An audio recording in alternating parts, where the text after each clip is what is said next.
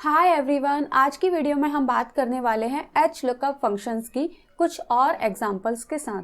तो चलिए स्टार्ट करते हैं। सिंटैक्स हम लास्ट वीडियो में पढ़ चुके थे कि इसमें हमें क्या क्या आर्ग्यूमेंट पास करने होते हैं। फर्स्ट एग्जांपल देखते हैं जिसमें हमारे पास प्रोडक्ट नेम है, मंथ है और उन मंथ की जो भी टोटल सेल हुई है वो प्रेजेंट है। और हमें क्या करना है, किसी भी एक प्रोडक्ट नेम के बेसिस पर टोटल कितनी सेल हुई है वो हमें यहाँ पर फाइंड आउट करके लाना है। तो लास्ट वीडियो जिसने भी मेरी देखी थी वो इसे इजीली फाइंड आउट कर सकते हैं। कैसे फाइंड आउट करेंगे, इक्वल टू प्रेस करेंगे और लिखेंगे आप एच लुकअप। अब यहाँ पर हम एच लुकअप यूज कर रहे हैं, वी लुकअप क्यों नहीं यूज कर रहे हैं इस पर मैं ऑलरेडी लास्ट वीडियो बना चुकी हूँ, तो आप जाकर देख सकते हैं। यहाँ पर हम लेंगे लुकअप वैल्यू जो हो जाएगी हमारी ये, देन कॉमा टेबल एरे, ये वाला टेबल हो जाएगा, कॉमा रो इंडेक्स नंबर, आपको कौन सी रो का डेटा चाहिए, तो first, second, third, fourth row हो गया, कॉमा यहाँ से ले लेंगे फॉल्स, ब्रैकेट करेंगे क्लोज और एंटर। तो ये तो अब तक सबको आता ही है। अब यहाँ पर क्या है, जैसे हमने वी लुकअप में हमने वाइल्ड कार्ड कैरेक्टर्स को यूज किया था, सेम वाइल्ड कार्ड कैरेक्टर्स हम एच लुकअप में भी यूज कर सकते हैं। मींस एच लुकअप भी वी लुकअप की तरह वाइल्ड कार्ड कैरेक्टर्स को सपोर्ट करता है। तो अगर हम यहाँ पर पूरा प्रोडक्ट का नाम ना देकर अगर हम हाफ लिखते हैं तो क्या हमें आउटपुट मिलेगा? नहीं मिलेगा, वो हमें NA का एरर देगा। ये हम ऑलरेडी सीख चुके हैं। तो अगर आपको किसी भी प्रोडक्ट का पूरा नेम याद नहीं है, आपको जितना भी नेम याद है आप उसके बेसिस पे फाइंड आउट करना चाहते हैं, तो उसके लिए आप यहाँ यूज करेंगे वाइल्ड कार्ड कैरेक्टर्स को। तो वो कैसे यूज करेंगे, सपोज आपको 3 वर्ड याद है स्टार्टिंग के, उसके बाद का आपको कुछ भी याद नहीं है, तो आप उस केस में क्या कर सकते हैं, एस्ट्रिक के साइन को यूज कर सकते हैं जिसे हम स्टार सिंबल भी कहते हैं। आप इसको अगर यूज करेंगे और एंटर करेंगे तो आप देखेंगे कि आपके पास आउटपुट आ जाएगा। वाइल्ड कार्ड कैरेक्टर्स में मैं डिटेल वीडियो ऑलरेडी बना चुकी हूँ, तो इस पर ज़्यादा बात नहीं करेंगे। आई होप आपको ये क्लियर हुआ होगा। अब मूव करते हैं अनदर एग्जाम्पल पर, जहाँ पर हमारे पास क्या है, सेम वही प्रोडक्ट के नेम है, मंथ है और टोटल कितनी सेल हुई है वो प्रेजेंट है। इस बार हमें क्या है, किसी भी एक प्रोडक्ट नेम के बेसिस पर जितने भी मंथ्स का डेटा है वो हमें ऐसे फाइंड आउट करना है। तो सिंपल है बिल्कुल। आप क्या लगाएंगे, एच लुकअप। क्यों लगाएंगे वो आपको पता ही है।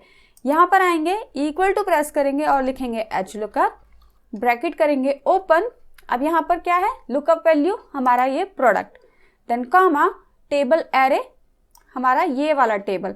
अब मैंने आपको बताया था लास्ट वीडियो में कि जब भी हम टेबल एरे या लुकअप एरे पास करते हैं और हमें ऐसा चाहिए कि वो फॉर्मूला आगे ड्रैग होगा या तो राइट में या फिर बॉटम में, तो हमें क्या करना होता है, लुकअप वैल्यू को और टेबल एरे को दोनों को फ्रीज करना होता है ताकि वो दोनों फिक्स हो जाए। तो यहाँ पर भी हम वही करेंगे। आप लुकअप वैल्यू में जाएंगे, F4 प्रेस कर देंगे। सेम ऐसे ही आप टेबल एरे में भी जाएंगे और F4 प्रेस कर देंगे। मीन्स ये दोनों आपने फिक्स कर दिए कि लुकअप वैल्यू भी हमारी फिक्स रहेगी और टेबल एरे भी फिक्स रहेगा। उसके बाद आप कॉमा देंगे।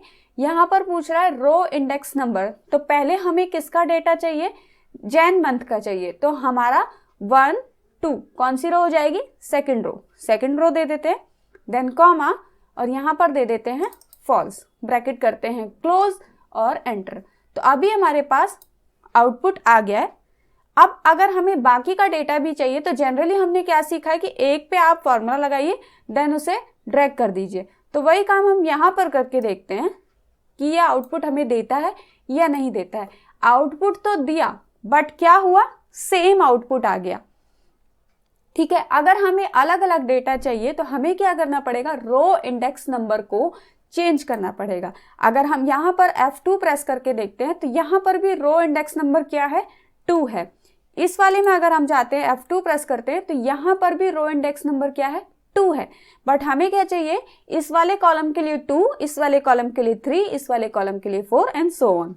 तो उसके लिए एक तो नॉर्मल तरीका, जनरली हम क्या करेंगे कि हम हर एक पे जाकर क्या करेंगे, यहाँ से चेंजेस कर देंगे। इसको बना देंगे 3 और यहाँ पर जाके इसको बना देंगे 4, ऐसे ही आगे हम सारे में चेंजेस कर देंगे तो आउटपुट आ जाएगा।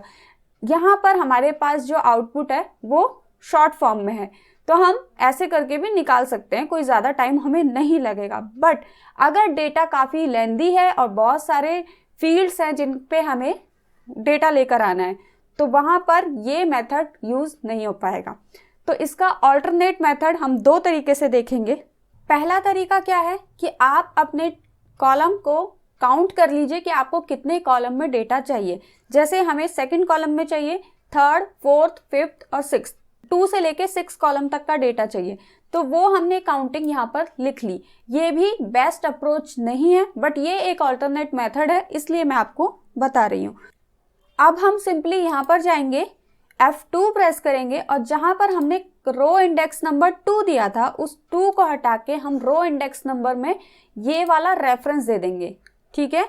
उसके बाद आप एंटर कर देंगे। तो जब हमने रेफरेंस दिया है और हम इस सेल से राइट में मूव कर रहे हैं तो हमारा डेटा भी क्या होगा, 2 से 3 में मूव कर जाएगा। तो मतलब इस वाले सेल के लिए हमारा रो इंडेक्स नंबर क्या हो जाएगा, 3। ऐसे ही जब हम और ड्रैग करते जाएंगे तो ये वाला जो हमने नंबर दिए हैं ये काम करेंगे और हमारे पास बाकी का डेटा भी आ जाएगा। अब बात करते हैं दूसरे तरीके की, जो एक करेक्ट अप्रोच है इस तरह की प्रॉब्लम को सॉल्व करने के लिए। तो मैं ये वाला डेटा कर देती हूँ डिलीट, ठीक है। उसके बाद हम यहाँ पर जाते हैं। अगर आपने मेरी VLOOKUP की वीडियोस देखी थी तो उसमें हमने एक कॉन्सेप्ट सीखा था जिसमें हमने VLOOKUP को कॉलम और कॉलम्स के साथ यूज़ किया था। अगर आपको वो कॉन्सेप्ट क्लियर है तो आप अभी समझ गए होंगे कि आपको उस कॉन्सेप्ट को यहाँ पर कैसे यूज़ करना है। तो हमें क्या करना पड़ेगा, यहाँ पर उस कॉलम्स वाले कॉन्सेप्ट को यूज़ करना पड़ेगा। कैसे यूज़ करेंगे, आप यहाँ पर F2 प्रेस करेंगे और जहाँ पर हमने ये सेल का रेफरेंस दिया था उसकी जगह पे इसको हम हटा देते हैं और यहाँ पर हम देते हैं कॉलम्स। अब आप कहेंगे कि हमें तो यहाँ पर रो इंडेक्स नंबर देना है तो हम कॉलम्स का फॉर्मूला क्यों यूज़ करते हैं, तो वो भी मैं आपको बता देती हूँ। आप अगर अपने डेटा को देखते हैं तो हमें डेटा क्या चाहिए, कॉलम वाइज चाहिए। ये एक कॉलम है, ये एक कॉलम है, ये एक कॉलम है, तो डेटा हमें क्या चाहिए, कॉलम वाइज चाहिए। तो जब डेटा कॉलम वाइज चाहिए तो आप कॉलम्स फंक्शन को यूज़ करेंगे। अगर डेटा हमें कॉलम वाइज नहीं चाहिए तो हम दूसरे फंक्शंस को यूज़ करेंगे, राइट। तो यहाँ पर आपको बस इतना ही देखना है कि आपका जो डेटा है वो आपको कैसे चाहिए, आपकी टेबल में डेटा कैसे प्रेजेंट है उससे कोई मतलब नहीं है, आपको आउटपुट चाहिए कैसे, बस आपको वो देखना है, ठीक है। तो आप क्या करेंगे, कॉलम्स यूज़ करेंगे, ब्रैकेट करेंगे ओपन। अब कॉलम्स के अंदर अगर आपको याद है तो हम एरे पास करते हैं, ठीक है। एरे के अंदर हम कोई भी 2 कॉलम दे देते हैं, तो हम वही करते हैं। यहाँ पर हम इन 2 कॉलम्स को दे देते हैं, एक ये वाला कॉलम और एक ये वाला कॉलम। कॉलम का सिलेक्शन हमेशा ऐसे होता है और रो का सिलेक्शन ऐसे होता है। तो हमने 2 कॉलम दे दिए, ब्रैकेट किया क्लोज, और इन 2 में से हम क्या करेंगे, ये जो फर्स्ट वाला कॉलम है इसको आप कर देंगे F4 से फ्रीज। सिर्फ फर्स्ट वाले को करना है, सेकंड वाले को नहीं करना है। उसके बाद आप एंटर कर दीजिए और इस फॉर्मूला से आपका काम हो जाएगा। अब इसमें एक क्वेश्चन आता है कि हमने जो ये फर्स्ट वाले को फ्रीज किया, सेकंड वाले को नहीं किया, वो क्यों नहीं किया। तो चलिए उसको थोड़ा डिटेल में समझते हैं। डिटेल में समझने के लिए आप यहाँ पर आ जाइए। यहाँ पर मैंने क्या किया, जो इंडेक्सिंग यहाँ पर थी जैसे 2, 3, 4, 5, 6, वो मैंने यहाँ पर ले लिए सिर्फ आपको समझाने के लिए, ठीक है। और ये वो कॉलम है जो हमने इस वाले सेल में यूज किया है आउटपुट लाने के लिए। तो अगर हम इस सेल को देखते हैं तो नॉर्मली हमें यहाँ पर रो इंडेक्स नंबर क्या देना था, 2 देना था, ठीक है। 2 के जगह पर हमने क्या यूज किया, इन 2 सेल्स को यूज किया, ओके। जब हम यहाँ पर इस फॉर्मूला को ड्रैग करेंगे, एक स्टेप आगे आएंगे, तो हमारे सेल भी क्या करेंगे, एक स्टेप आगे आएंगे। और एक स्टेप आगे आने का मतलब क्या है, वो ऐसे आगे बढ़ेंगे, राइट। लेकिन जब ऐसे आगे बढ़ेंगे तो क्या होगा, हमारे पास आउटपुट सेम आएगा। क्यों, क्योंकि वो आगे तो बढ़े हैं लेकिन हुआ क्या है, अभी भी कॉलम जो है 2 ही है। लेकिन हमें क्या चाहिए था, जब वो आगे बढ़े तो कॉलम क्या हो जाए, 2 से 3 बन जाए, ठीक है। ऐसे ही जब हम इससे आगे जाएंगे, ठीक है, तो ये क्या करेगा, एक स्टेप और आगे बढ़ेगा। ये पूरा, क्योंकि हमने फर्स्ट वाले में दोनों को दिया था, तो ये दोनों फिर से एक स्टेप आगे बढ़ेंगे और यहाँ पहुंच जाएंगे। लेकिन इस बार भी कॉलम 2 ही रहेंगे। हमें क्या चाहिए, कॉलम फर्स्ट टाइम में तो 2 हो, उसके बाद वो 3 हो जाए, फिर वो 4 हो जाए, फिर वो 5 हो जाए, फिर वो 6 हो जाए, ताकि हमें आउटपुट जो है वो करेक्ट मिले। तो उसके लिए हमें क्या करना पड़ेगा, मैं इसको वापस यहाँ पर ले लेती हूँ और इसको हटा देते हैं, ठीक है।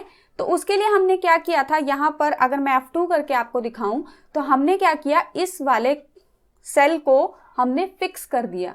ये फिक्स इसीलिए किया है ताकि ये वाला जो कॉलम है ये अपनी पोजीशन को ना छोड़े, अपने पोजीशन पे रह के ही ये एक स्टेप आगे बढ़े, ठीक है। अगर हम इसको फिक्स नहीं करते हैं तो वही होगा जो मैंने अभी थोड़ी देर पहले आपको दिखाया कि ये अपनी पोजीशन छोड़ के आगे आगे खिसकता जाएगा, लेकिन कॉलम सिर्फ 2 ही रहेंगे, कॉलम इंक्रीज नहीं होंगे।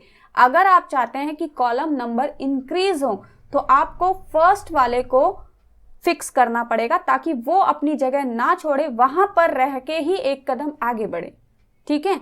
तो अब ये कैसे काम करेगा, अगर हमने इसको फिक्स कर दिया मतलब ये G कॉलम में ही रहेगा, G से H में नहीं आएगा। अब ये दोनों एक साथ है और इसको हमें एक स्टेप आगे बढ़ाना है, ठीक है। जैसे मैं यहाँ से यहाँ आती हूँ, एक स्टेप आगे बढ़े हैं हम और फिक्स के साथ बढ़ना है, तो ये क्या होगा, कैसे मूव करेगा,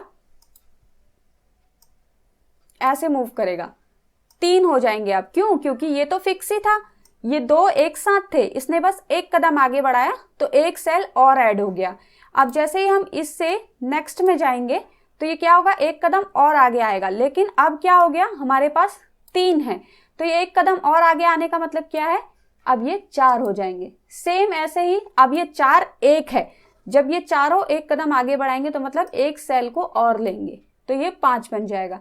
ऐसे ही 5 से जब एक स्टेप आगे लेंगे तो ये 6 बन जाएगा। तो अब हमारा काम हो जाएगा, मतलब फर्स्ट वाले के लिए ये 2 काम करेंगे, लेकिन जब हम एक स्टेप आगे बढ़ेंगे तो ये 3 बन जाएंगे। ऐसे ही आगे बढ़ते रहेंगे और हमारे पास आउटपुट आ जाएगा, ठीक है। हमने क्यों एक को फ्रीज किया वो मैंने यहाँ पर आपको डिटेल में समझाया है। आई होप आपको ये क्लियर हुआ होगा, ठीक है।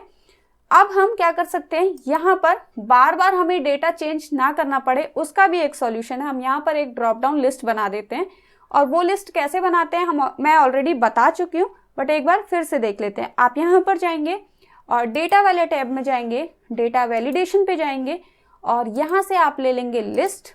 सोर्स के अंदर आप ये वाला सोर्स देंगे जिसकी आपको लिस्ट बनानी है, उसके बाद आप ओके कर देंगे। तो अब आप यहाँ से किसी को भी चेंज करेंगे तो उसके अकॉर्डिंग आपका डेटा चेंज होता रहेगा। तो आज की वीडियो में इतना ही। आई होप आपको ये क्लियर हुआ होगा। जिसको क्लियर नहीं हुआ है वीडियो दोबारा से देखिएगा और साथ के साथ प्रैक्टिस कीजिएगा। आज के लिए इतना ही, मिलते हैं आपसे नेक्स्ट वीडियो में। Thank you so much, bye bye.